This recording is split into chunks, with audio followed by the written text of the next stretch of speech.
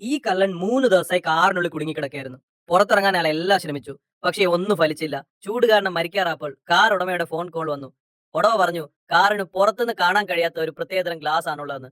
അത് bullet proof മാത്രമല്ല പൂർണ്ണമായും ശബ്ദ പ്രൂഫ് കൂടിയാണെന്നും. ഇത് കേട്ടപ്പോൾ കള്ളന് ദേഷ്യം വന്നു.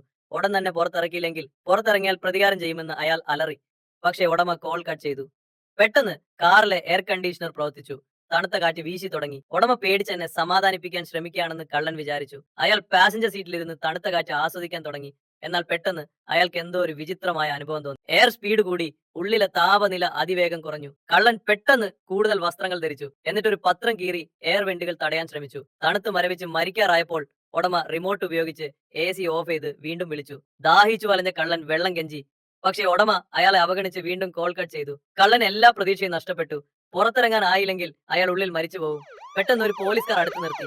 താൻ ഇപ്പോൾ രക്ഷിക്കപ്പെടുമെന്ന് കള്ളന് തോന്നി. അയാൾ സഹായത്തിനായി ഉറക്കെ നിലവിളിച്ചു. പക്ഷേ പോലീസ് ഉദ്യോഗസ്ഥന് അയാളെ കേൾക്കാനോ കാണാനോ കഴിഞ്ഞില്ല.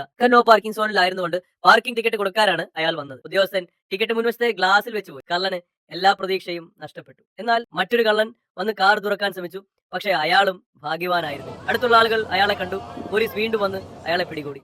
ആ മനുഷ്യൻ ഇപ്പോഴും കാറിനുള്ളിൽ കുടുങ്ങിക്കിടക്കുകയായിരുന്നു. രാത്രിയായി. നിരാശയിൽ അയാൾ സ്റ്റാർട്ട് ബട്ടൺ പലതവണ അമർത്തി. അതിശയകരമെന്ന് പറയട്ടെ, എഞ്ചിൻ സ്റ്റാർട്ടായി. അയാൾക്ക് ഒരു പ്രതീക്ഷയുടെ കിരണം കണ്ടു. അയാൾ പെട്ടെന്ന് കാർ റിവേഴ്സ് ഗിയറിലിട്ട് അതിവേഗം ഒരു പോസ്റ്റിലേക്ക് ഓടി. കൂട്ടിയിടി അത്ര ശക്തമായിരുന്നു, പിൻഭാഗം ഇളകി. അയാൾ ശക്തിയായി ചവിട്ടി അത് ഒടുവിൽ തകർത്തു. അവസാനം അയാൾ കാറിൽ നിന്ന് പുറത്തിറങ്ങി.